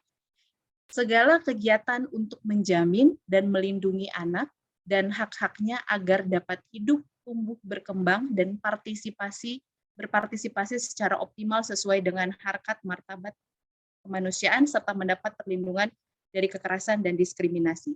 Kalau kita baca di sini, berdasarkan Undang-Undang Perlindungan Anak, bahwa anak itu punya hak. Ketika kita bicara hak, maka secara hukum, kepastian hukum pun yang akan dijamin bahwa anak itu ketika seseorang punya hak, maka dia punya kesempatan untuk menuntut ketika hak itu dilanggar. Ketika hak itu dilanggar, maka dalam perlindungan anak ini, anak yang diberikan hak untuk hidup, untuk tumbuh, untuk berkembang, ikut berpartisipasi di dalam masyarakat sesuai dengan harkat martabatnya, jika ini dilanggar, maka dia punya kesempatan untuk menuntut. Ini punya kesempatan untuk menuntut. Nah, perlindungan anak, ini perlindungan dalam bentuk apa sih di dalam undang-undang ini? Pertama itu ada kekerasan fisik, ini sudah sebagian besar dijelaskan oleh Ibu Emilia, tapi sedikit yang akan saya singgung dari beberapa kekerasan, ada kekerasan, penelantaran, sama eksploitasi ekonomi maupun eksploitasi seksual. Saya sini ingin sedikit menggambarkan tentang bagaimana sih kekerasan, beberapa kekerasan yang terjadi di Indonesia. Ini ada data dari salah satu LSM yang bergerak di bidang perlindungan terhadap anak, terutama kaitannya dengan kekerasan seksual. Nah, ini bisa dilihat bahwa ternyata data untuk tahun 2021 kekerasan terhadap seksual terhadap anak itu ada 188 kasus dengan korban 1.656. Kalau kita lihat dari jumlah kasus dan korban, berarti ada kemungkinan satu kasus memiliki banyak korban. Satu kasus memiliki banyak korban. Banyak terbukti. Ingat saya masih ingat banget, masih hangat di ingatan saya ketika adalah salah satu guru saya mau bilang dia guru, ustadz juga tidak pantas ya, di salah satu pesantren gitu, yang melakukan kekerasan terhadap anak, emang anak di bawah umur gitu, santrinya. Satu kasus itu ternyata korbannya banyak. Nah, banyak kasus yang ternyata ketika satu korban sudah berani untuk bicara, korban lain mulai bermunculan. Dan ternyata kalau dari ditarik kesimpulannya, kekerasan terhadap anak itu butuh kekuatan lebih bagi korban untuk speak up, untuk bicara, untuk bisa, kalau saya nggak tahu ya dari segi psikologis seperti apa, tapi saya yakin ketika anak menjadi korban, itu untuk memikirkan, merasakan apa yang dia rasakan ketika menjadi korban, itu sudah sangat berat. Bagaimana ketika dia harus bicara kepada orang tua misalnya, ataupun sampai pada tingkat untuk menyelesaikan lewat jalur hukum. Dalam ini melaporkan kepada kepolisian. Nah, di sini kalau kita balik lagi ke data yang ada, ternyata korban untuk kekerasan bukan hanya ada pada seksual, terutama data ini, bukan hanya ada pada anak perempuan, tapi juga pada anak laki-laki. Jadi kalau zaman dulu orang tua, aduh, lebih berat nih ngurusin anak perempuan daripada membesarkan anak laki-laki. Ternyata dunia sekarang itu sudah tidak menjamin hal itu. Kekerasan seksual atau kekerasan terhadap anak bisa dialami oleh siapa saja. Bisa dialami oleh usia berapapun. Bisa dialami oleh jenis kelamin apapun. Ternyata predator-predator terhadap kekerasan ini terhadap anak itu sangat keji, bejat gitu. Kalau kita sebagai orang tua ya, apalagi sebagai seorang ibu, kalau ketemu gitu, kalau bisa, kalau kita nggak punya hukum, dah main hakim lah. Karena efeknya apa? Kenapa saya bilang kayak gitu? Karena efeknya ketika anak menjadi korban, dia punya kemungkinan untuk menjadi pelaku di masa depan. Ini yang akan kita jaga. Jangan sampai bibit-bibit unggul kita mau menciptakan generasi emas di masa depan, itu rusak karena dia jadi korban. Kita lanjut ke bagaimana kekerasan kepada anak. Kekerasan pada anak itu kalau tadi bentuk-bentuknya ada fisik, ada psikis, ada kekerasan ekonomi, penelantaran terhadap anak, ada eksploitasi gitu. Nah, kita bisa melihat dari kacamata hukum bahwa ternyata kekerasan pada anak itu bisa dikategorikan sebagai kejahatan di dalam hukum pidana. Nah, kejahatan itu adalah sesuatu yang dilarang, diancam dengan pidana, dan diancamnya itu dibuat dengan undang-undang. Pasti dibuat dengan undang-undang, biar punya kekuatan yang berlaku secara umum, bisa dipaksakan untuk semua orang. Nah, pidana kekerasan pada anak dikategorikan sebagai pidana, sebenarnya kalau kita dalam kacamata hukum pidana sudah diakomodir di dalam KUHP. Kekerasan, penganiayaan itu sudah diakomodir oleh KUHP, Kitab Undang-Undang Hukum Pidana. Tapi kemudian karena melihat perkembangan kekerasan terhadap anak itu semakin hari semakin meningkat, sehingga lahirlah Undang-Undang Perlindungan Anak. Bagaimana negara mencoba untuk menjaga keselamatan masa depan anak. Tadi sudah saya singgung, sudah ada beberapa perubahan, sekali terjadi perubahan terhadap Undang-Undang Perlindungan Anak, kemudian apalagi Undang-Undang Tindak Pidana Kekerasan Seksual ini sudah mau disahkan. Ini sebagai angin segar bagi kita, angin segar dari segi formalnya, dari segi undang-undangnya. Tapi bagaimana dengan prakteknya gitu?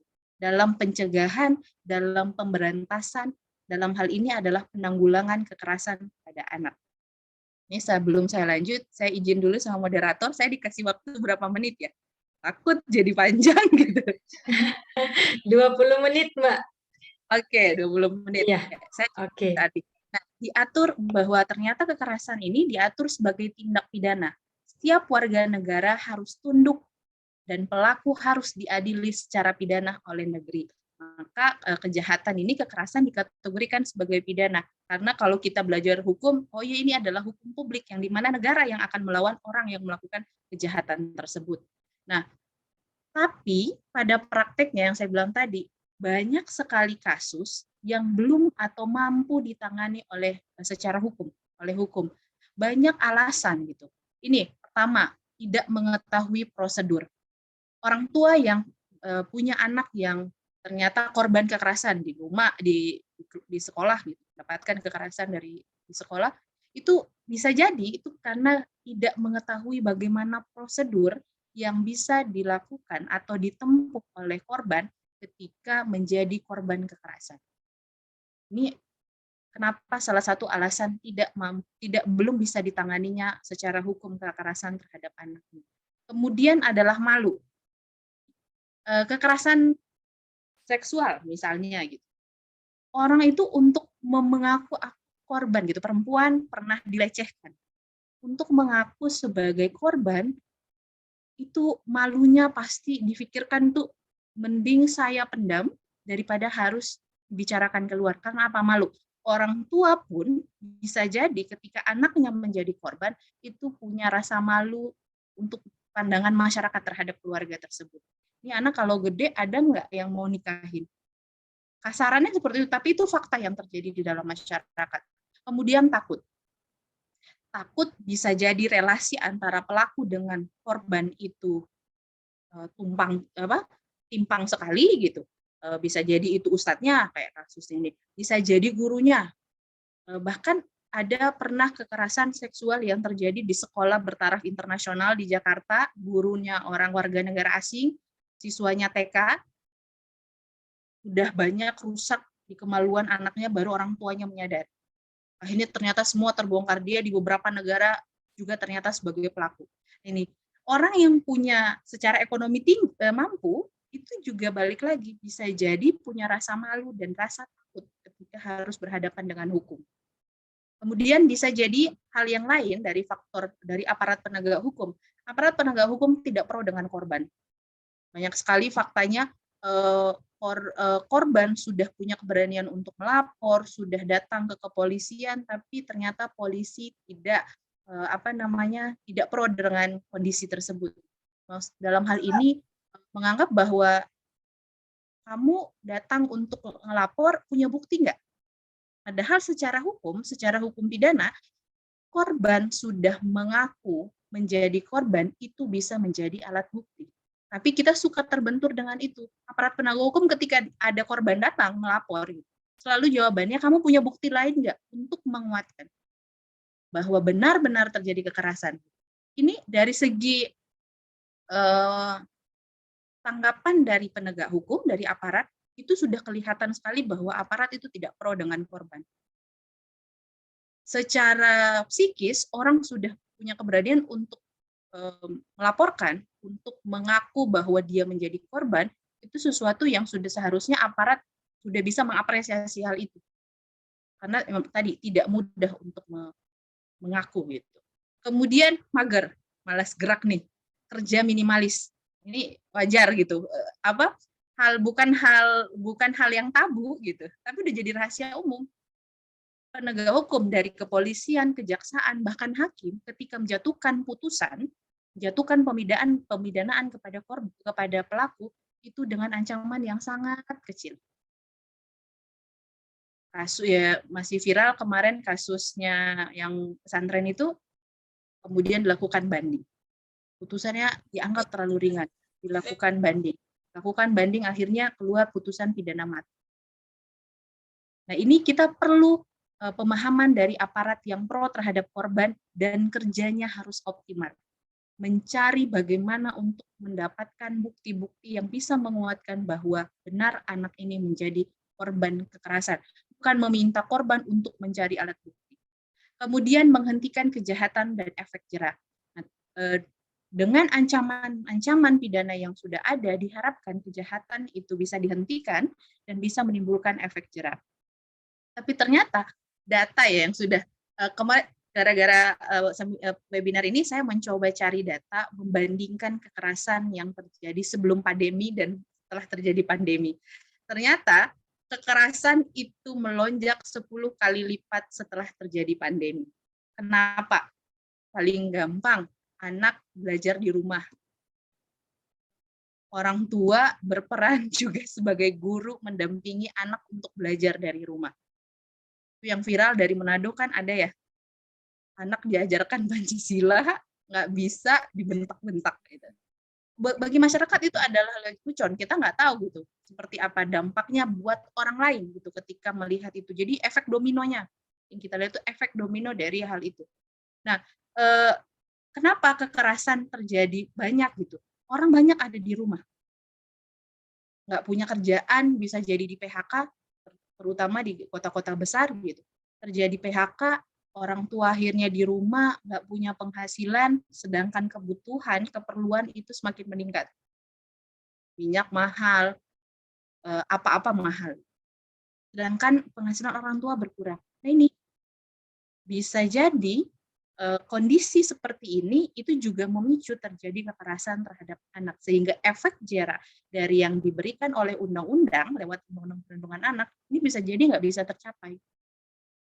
Jadi memang perlu kerjasama terintegrasi antara masyarakat, pemerintah, dan negara, serta orang tua yang terdekat dari anak itu bisa andil dalam pencegahan kekerasan pada anak maupun terkait dengan penanggulangannya ketika sudah terjadi. Nah ini kita bisa lihat bahwa ternyata ancaman di dalam undang-undang itu masih dianggap ringan karena ancaman yang dipakai maksimal hanya 15 tahun. Dengan pemberatan kalau dihukum itu hukum di pidana itu pemberatan sepertiga, berarti maksimal 20 tahun bisa diancam. Di dalam Undang-Undang Perlindungan Anak itu nggak ada ancaman melebihi ancaman pidana ini. Ancaman pidana mati itu belum ada. Kemudian pemberatan itu jarang sekali digunakan, karena apa? Bisa jadi padahal pemberatan di dalam undang-undang itu jika kita melihat dari segi pelaku, pemberatan itu bisa diberikan kepada karena misal dia guru, harusnya guru yang bisa mendidik anak, harusnya guru yang bisa memberikan pengajaran kepada anak, kenapa menjadi pelaku kekerasan. Ini bisa jadi pemberat bagi pelaku sebenarnya kalau di dalam proses pemeriksaan penegakan hukum untuk kekerasan terhadap anak. Nah, di sini kita lihat bahwa siapa sih yang bertanggung jawab terhadap kekerasan ini?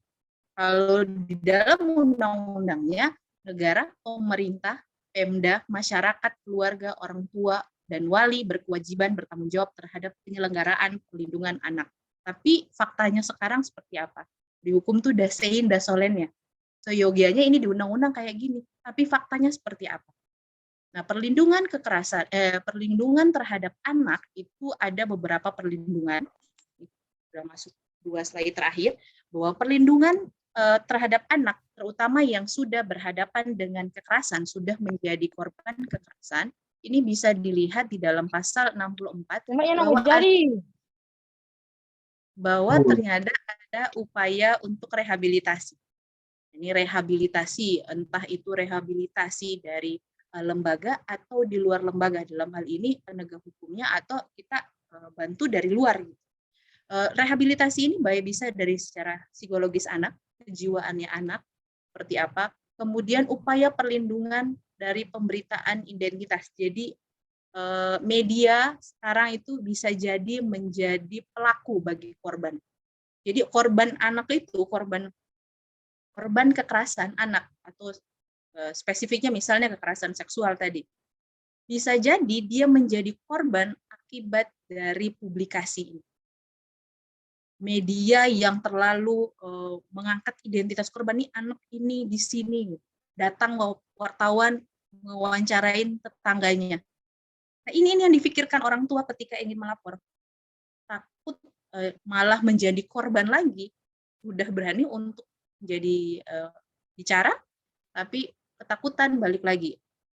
Bisa jadi kasus itu ditarik kembali, sudah dilaporkan kemudian ditarik kembali, karena terblow up oleh media, mengakibatkan anak bisa jadi korban kembali oleh kejahatan dari masyarakat itu sendiri.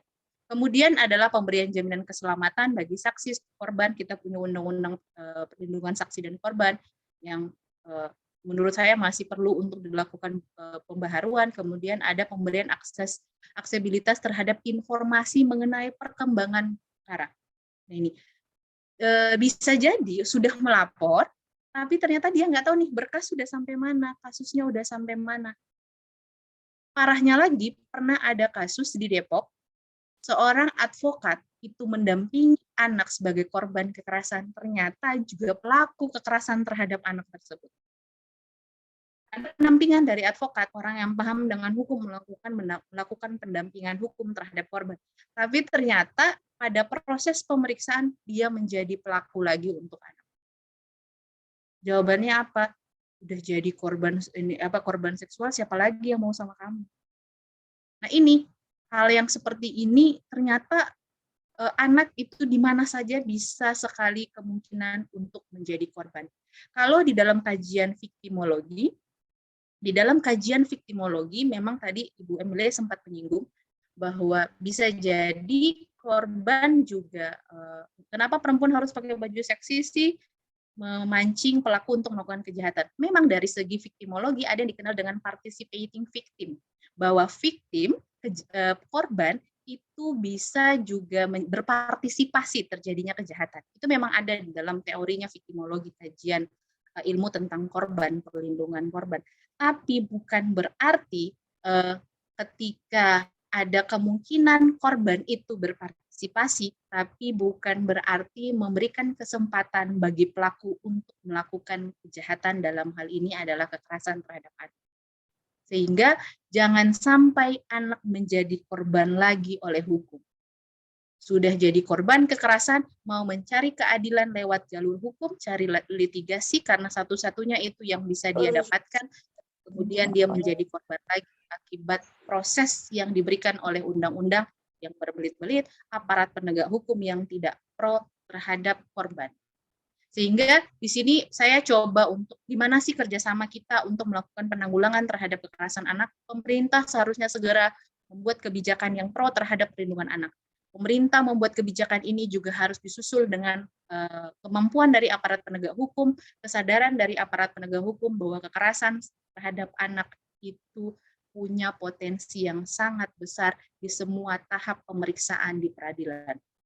Kemudian sekolah juga punya peran menjadi ruang strategis untuk memberikan pendidikan moral bagi anak. Pondok pesantren, kita nih orang tua yang saya ingin anak saya di pesantren punya ilmu yang lebih, ilmu agama yang lebih gitu. Tapi ternyata di situ banyak predator. Sehingga pondok pesantren harusnya menjadi ruang pembelajaran agama, kedewasaan berpikir, sehingga menciptakan anak yang punya akhlak mulia. Keluarga punya sebagai aktor utama untuk membentengi moral anak.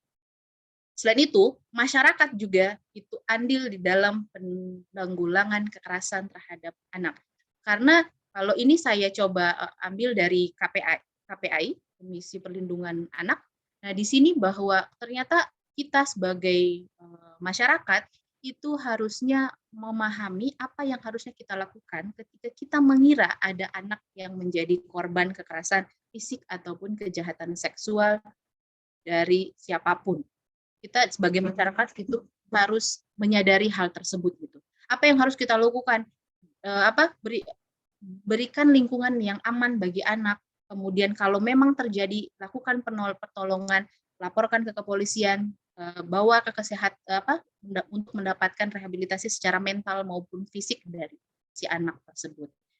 Saya pikir ini yang bisa saya sampaikan. Semoga tidak melebihi jam waktu yang diberikan oleh moderator. Mungkin kita bisa lanjutkan di dalam diskusi selanjutnya setelah pemaparan dari saya. Terima kasih. Saya kembalikan kepada moderator.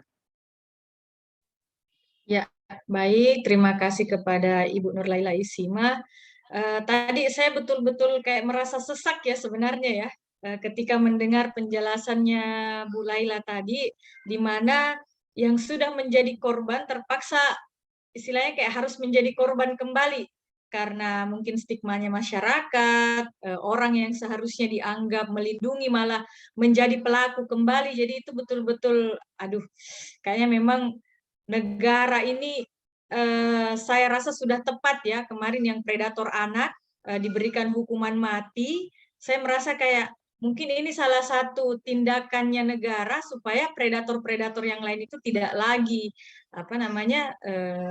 menjadikan anak sebagai korban.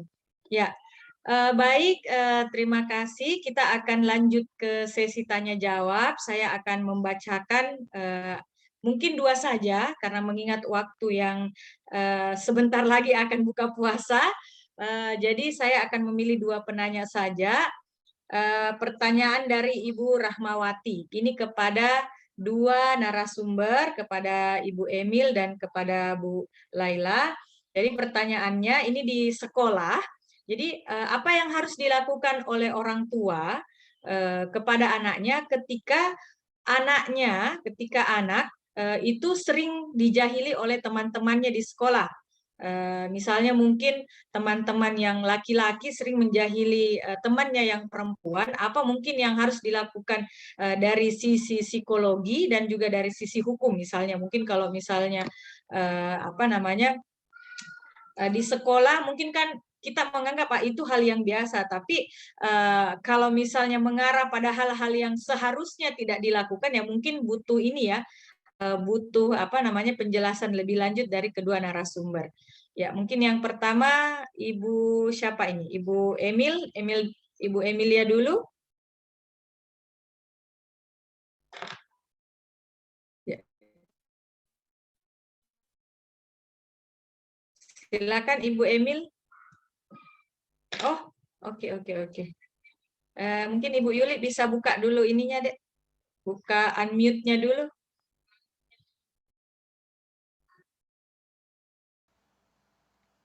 Sudah bisa. Oh iya, sudah bisa. Jadi tidak bisa mute sendiri. Baik, terima kasih atas pertanyaan dari Ibu Rahmawati.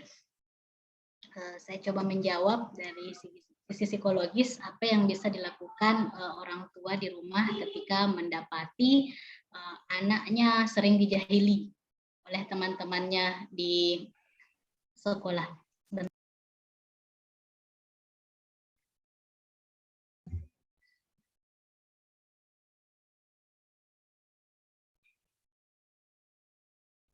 Mungkin bisa dibantu buka. Maaf, tadi ada. Ya. Baik. Jadi apa yang bisa dilakukan? Ini mungkin juga melihat usia anak ya. Ini tidak disebutkan usia anaknya berapa, apakah usia TK, usia SD, SMP atau SMA. Jadi kita bisa melihat. Sekolah dasar Bu Emil. Sekolah dasar, baik. Nah di sekolah dasar. Iya. Tadi saya sempat menyinggung tentang briefing dan role playing. Di psikologi ada namanya sikap asertif. Asertif itu kalau istilahnya tadi Bu Laila berani speak up. Jadi asertif itu kita bisa mengatakan apa yang tidak kita senangi. Apakah kita ingin menolak sesuatu atau ingin setuju pada sesuatu. Jadi anaknya bisa dilatihkan dengan latihan asertif dengan sistem briefing dan role playing tadi. Itu. Jadi misalnya ketika di sekolah, kalau temanmu misalnya mengejek atau mengganggu, mencoel-coel, kira-kira apa yang kamu lakukan? Apa ya Bu? Anaknya misalnya bingung. Apa ya Bu? Saya enggak tahu. Nah, ibunya bisa memberikan opsi-opsi. Opsi A, misalnya apakah kamu lari? Apakah kamu melapor ke guru? Ataukah kamu balik mengatakan kepada temanmu, saya tidak suka? Dan bagaimana?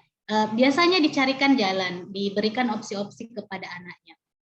Intinya anak dilatih untuk mengatakan hal yang tidak dia senangi.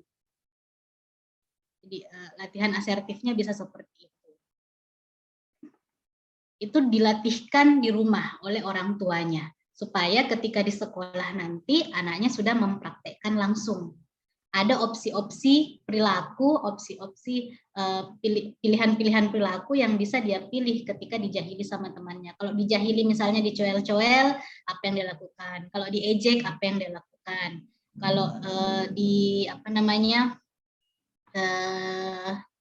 misalnya ada kan anak laki-laki kadang di SD mengangkat rok temannya dan sebagainya, mengangkat baju temannya, apa yang harus dilakukan. Jadi briefing dan role playing itu tidak satu kali, tidak 2 kali, tapi sering-sering, harus sering dilakukan supaya tertanam di dalam diri anak, akan secara otomatis nanti ketika dia menemui suatu kondisi seperti itu, dia akan secara otomatis melakukan hal tersebut.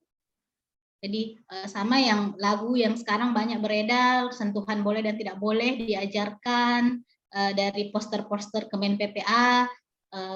Kalau ada yang menawari atau ada yang mau pegang-pegang apa yang dilakukan, itu hal yang penting dilakukan. Sama mungkin sedikit mau menambahkan. Kalau tadi sebagai orang tua sudah maksimal melakukan tugas, nah mungkin ada mindset bahwa untuk mendidik anak itu senantiasa butuh upgrade ilmu. Jadi kita tidak merasa bahwa saya sudah melakukan ini kok, saya sudah melakukan ini, saya sudah benar di sini, saya sudah benar di situ. Tapi ada upaya-upaya yang kita lakukan untuk terus mengupgrade ilmu kita, karena kasus-kasus di anak-anak itu sekarang sangat luar biasa tantangannya. Apalagi di zaman media sosial sekarang ini sangat luar biasa tantangannya. Tadi disebutkan banyak kasus pelecehan seksual ya, lebih tepat lebih khususnya berawal dari micet. Dan micet itu mungkin saran juga ke Bapak Ibu yang punya anak SD untuk hati-hati memperhatikan kalau di aplikasi HP anaknya ada micet, karena micet itu saat ini di Indonesia terkenal dengan transaksi open BO. Open BO, semoga paham ya, transaksi perdagangan seksual di situ. Jadi itu yang bisa saya sampaikan kepada Ibu Rahmawati, mengajarkan anak latihan asertif dengan briefing dan role playing. Semoga itu bisa menjawab. Saya serahkan kepada moderator. Baik, terima kasih Ibu Emilia. Selanjutnya kepada Ibu Laila. Kira-kira bagaimana tanggapannya mengenai pertanyaan dari Ibu Rahmawati tadi? Silahkan. Kalau ini pertanyaan dari senior saya ini, dari IAIN Manado, Ibu Rahmawati. Oke, kalau dari versi saya, ya, menurut saya, yang pertama adalah kalau tadi asertif. Nah, orang tua seharusnya bisa kali anak lewat membela diri dan bertahan. Itu pertama. Jadi bukan membalas. Kemudian komunikasikan dengan baik pihak orang tua dengan pihak guru. Dalam hal ini adalah pihak sekolah. Karena kalau melihat usianya tadi SD gitu, kemungkinan anak yang menjahili gitu, kalau tingkatnya udah SMP, SMA mungkin udah kategorinya udah bullying ya, udah sampai tingkat lebih parah lagi gitu. Nah, kalau masih SD gitu, coba komunikasikan orang tua dengan sekolah. Jadi kita cari penengah dari orang yang di tengah gitu, pihak yang di tengah, dalam hal ini bisa guru gitu, yang mencoba untuk bisa menerima dalam hal ini ketika korbannya adalahnya anak Ibu Rahmawati gitu, pihak dari orang tua anak itu juga, dari yang pelaku itu juga dihadirkan gitu. Itu coba mengkomunikasikan dengan baik, apalagi di sekolah biasa kan ada komitenya ya. Nah, itu bisa disuarakan di situ gitu. Tapi kalau dia sudah sampai di tahap itu ada kekerasan gitu, sampai menimbulkan luka, sampai efeknya ke psikis anak. Saya pernah merasakan itu ketika SD, teman-teman nggak memukuli, tapi kemudian di zaman dulu ejek-ejekan nama orang tua gitu. Kalau sekarang kok lucu banget ya, saya harus sedih ketika waktu itu gitu. Tapi ketika saya menjadi korban pada saat itu gitu, malu ketemu teman kalau harus diejek lagi, itu ada. Jadi sehingga penting banget juga dari sekolah, pihak sekolah itu lebih aware ketika ada anak yang menjadi pelaku dan anak sebagai korban. Tapi kalau memang sampai di tahap yang sangat serius gitu, itu bisa mengikut sertakan dari pihak aparat. Tapi kalau yang masih relatif menjahili gitu, ya, itu bisa komunikasi antara pihak sekolah, pihak orang tua seperti apa. Kalau dari saya dari segi perlindungan hukumnya seperti itu. Ya, baik, terima kasih. Kita lanjut ke pertanyaan kedua dari Adik Puspita. Mungkin ini pertanyaan lebih ke Ibu Emilia. Bagaimana apabila seorang anak mendapatkan atau menjadi korban kekerasan seksual, bagaimana caranya supaya anak ini bisa keluar dari traumanya dan juga bisa berkembang secara optimal walaupun dulu dia pernah menjadi korban dari kekerasan seksual ini. Ya, baik. Baik, terima kasih untuk pertanyaannya dari dari siapa tadi ya? Dari Adik Puspita. Mahasiswa ya. Dari Adik Puspita terkait dengan apa yang harus dilakukan orang tua ketika mendampingi anak yang sudah menjadi korban kekerasan seksual. Yang pertama adalah orang tua bagaimana menerima kondisi anak, menerima perasaan anak. Menerima kondisi anak, kemudian menerima perasaan anak. Menerima kondisinya bahwa anaknya sudah mengalami kekerasan seksual, kemudian dengan mengetahui kondisinya itu, selanjutnya apa yang bisa dilakukan terkait dengan perlindungan hukum. Itu penting di situ. Kemudian menerima perasaan anak. Kalau anaknya menangis, dalam satu waktu mungkin menangis beberapa hari atau mengurung diri di kamar, itu orang tuanya sejenak bisa memberikan waktu untuk anaknya tersebut. Oke, misalnya mengatakan mungkin kamu masih merasa tidak nyaman dengan kondisimu saat ini. Kalau kamu menangis, boleh silakan menangis, tapi ibu ada di sampingmu. Untuk kalau ingin ada sesuatu yang ingin disampaikan ibu bersedia mendengarkannya. Jadi tidak melarang anak, aduh jangan menangis terus, jangan keluar dong, bicara dong. Kayak tadi disebut Ibu Laila bahwa perasaan malu kemudian dipaksa untuk speak up itu menjadi perang batin sendiri. Secara psikologis itu sangat membuat korbannya merasa tertekan. Gitu. Sama yang berikutnya adalah mendampingi anak untuk mencari bantuan secara profesional. Sangat penting. Kalau ibunya psikolog mungkin atau dari latar belakang kedokteran jiwa atau ustadz mungkin bisa membantu. Tapi ketika ibunya tidak berlatar belakang seperti itu dan pemahamannya terhadap pendampingan orang traumatis itu masih minim, usahakan saya katakan usahakan dan kalau bisa wajib mencari pendampingan profesional. Karena ada kondisi traumatis yang berupaya untuk dihilangkan dari sisi anak sehingga dia bisa menerima dirinya, dan itu tidak bisa dijelaskan dalam sesi webinar karena harus melalui sesi konseling dan terapi seperti itu. Mungkin itu jawaban saya, semoga bisa menjawab. Ya, baik, terima kasih kepada Ibu Emilia. Saya cukupkan saja kepada dua penanya. Saya ucapkan terima kasih banyak atas partisipasi semua peserta. Kemudian saya juga mengucapkan terima kasih banyak kepada dua narasumber hebat pada hari ini. Saya memberikan applause. Terima kasih banyak atas penjelasannya kepada Ibu Emilia Mustari, kepada Ibu Nur Laila Isima. Terima kasih banyak. Semoga apa yang disampaikan tadi bisa memberikan pencerahan dan juga menjadi ilmu baru ya, menjadi ilmu baru bagi kita semua, sehingga hal-hal yang disampaikan tadi bisa diaplikasikan, tidak hanya didengarkan tapi juga bisa diaplikasikan, khususnya agar dapat melindungi anak-anak Indonesia di sekitar kita semua.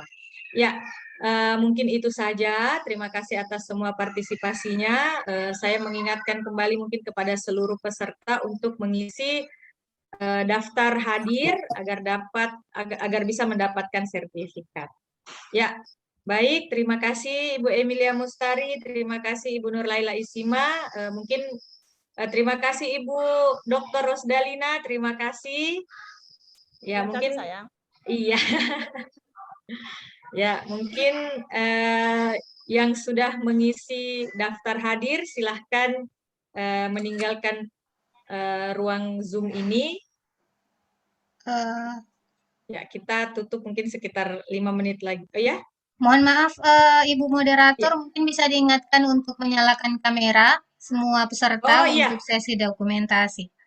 Oh iya, betul sekali. Ya, mohon dinyalakan dulu ininya, kameranya supaya kita bisa ini ya, kita bisa berfoto bersama untuk mendokumentasikan kegiatan ini. Ya, Ya, ini silahkan. sekitar 4 slide, jadi karena acak, jadi bersiap-siap ya. Ada 4 slide, saya mulai. Oke, Iya. ya, slide yang kedua.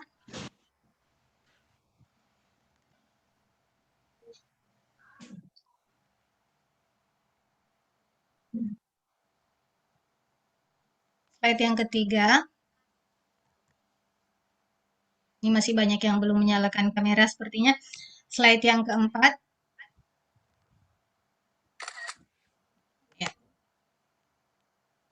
Terima kasih Ibu moderator sudah saya screenshot semua pesertanya yang menyalakan kamera dan sebagian masih nama-nama tapi tidak apa-apa saya kira. Alhamdulillah. Keren. Makasih Terima ya. kasih, Bu Alhamdulillah, Revira. baik. Terima kasih. Terima kasih semuanya. Assalamualaikum warahmatullahi wabarakatuh. Waalaikumsalam warahmatullahi wabarakatuh. Waalaikumsalam warahmatullahi wabarakatuh. Selamat ya sama Bu Nurhanda ya. Baik Bu, disampaikan salamnya. Oke. Selamat berbuka puasa. Webinar lanjutan ini, Mem. Olmut yang cabang ini terima kasih sudah bergabung. Oh iya. Insya Allah berikutnya lanjut ke webinarnya ya. Amin. Keren-keren ini, keren-keren. Dosen-dosen muda. Hebat. 2 jempol. Minahasa, Bolmong, Bolmut, Ibu Vera. Terima kasih sudah datang. Ya, sama-sama Bu Ketua. Minahasa 3 Bu Ketua yang gabung. Alhamdulillah. Yang lainnya lagi acara buka puasa bersama dengan Nahdlatul Ulama, pengurus cabang Nahdlatul Ulama. Jangan lupa tanggal 24 Manado. Nah, insya Allah. Insya Allah. Live Ketua. Oke, siap-siap. Ya, silakan. Assalamualaikum. Warahmatullahi wabarakatuh. Ibu Fira, makasih. Ibu Yuli, Masya Allah. Kakak Yuli. Kakak Yuli, ini Kakak Ella ini. Jakarta, apa kabar ini? Jakarta. Curang. Di sini baru jam 4. Udah mau buka. Mudah-mudahan tidak mengganggu ini ya, Mbak Lela. Tidak mengganggu aktivitas pulang kampung di sana. Ini fans klubnya Kak Fira ini yang banyak hadir, Mem. Dari tadi saya perhatikan. Ini ada ada anak AS itu ngambil mata kuliah. Ada AS juga. Tapi masa Anda kurang banyak dibandingkan artis webinar. Ada pasukannya Mbak Laila juga. Pasukannya Kak Fira ini PSI dari tadi banyak sekali. Ya, kaget kok lebih 100 ya. Iya, Mem, 107. 100. Ini ada dari Mem, ada dari Fatayat Bolmong ini Mem masih ada di room Zoom. Ya, Ibu. Iya. Kita itu senior. Nah, nanti kalau saya ke Bolmo mau ke rumah ya, Bu Vera ya, singgah. Insya Allah. Umur panjang. Amin. Ya. Loh. Ya. Nggak boleh ditutup ini Zoom-nya. Jangan Oh lupa iya boleh. hasil berikutnya ya. Iya, boleh. Kasih ya Kak Fir. Dadah Kak Lela. Terima kasih. Terima kasih, Mem. Salam buat Terima kasih. Selamat Anda. berbuka puasa. Selamat buka puasa, Saya Mem. sudah mau pergi buka puasa ini, Mem. Dari tadi sudah dipanggil-panggil saya ini. Saya juga. Saya juga dipanggil-panggil dari tadi.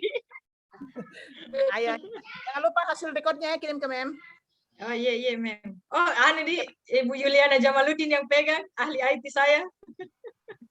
Ya, itu dibuat itu ditaruh di YouTube-nya itu loh, Fatayat. Oh, record Oh, iya. Mem? Iya. Iya, Mem. Tapi nanti saya kirim berarti. Ya. Oke. Terima kasih deh semua ya. Insyaallah semuanya ya. Iya. Assalamualaikum warahmatullahi. Saya end ya. Oke. Izin juga ya.